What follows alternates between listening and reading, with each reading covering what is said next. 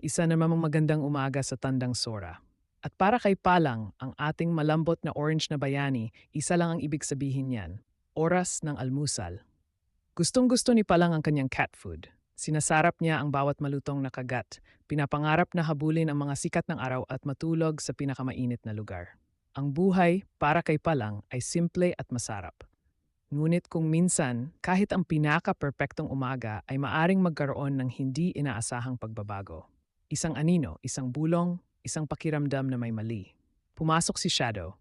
Isang pusa ng misteryo, isang pusa ng mga gana.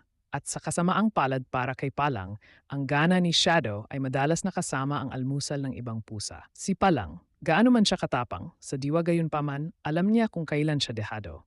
Nauna na ang reputasyon ni Shadow, lalo na pagdating sa mga naiwang bowl ng kibble. At bigla, ang masarap na almusal ni Palang ay naging pangalawang almusal ni Shadow.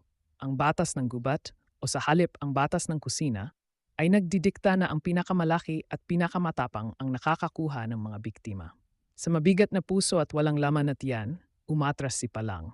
Isang estratehikong pag-urong siguro, o isang napakamakatwirang desisyon upang maiwasan ang paghaharap ng mga pusa. Samantala tinatamasa ni Shadow ang kanyang nakaw na mga nakamit na may init at aliw sa kanyang tinig. Walang pakialam sa mundo, walang natirang mumo. Kawawang palang, lahat ng mga pangarap na iyon ng mga sikat ng araw at pagtulog ay naliliman ngayon ng gutom at kawalang katarungan. Ano ang gagawin ng isang maliit na orange na pusa? Ngunit huwag kang matatakot pa lang. Sa bawat magandang kuwento, laging may isang kislap ng pag-asa. At kung minsan, ang pag-asang iyon ay dumating sa anyo ng isang mabait na tao na nakaunawa sa mga paghihirap ng isang underdog o undercat.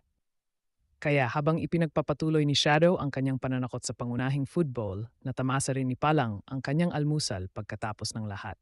Patunay na kahit sa tandang Sora, ang katarungan sa sarili nitong paraan ay naibigay. At kung minsan, ang kailangan lang, liit na dagdag na cat food. Salamat sa panonood at huwag kalimutang i-like at i-subscribe para sa higit pang mga pakikipagsapalaran mula sa ating mga kaibigang pusa.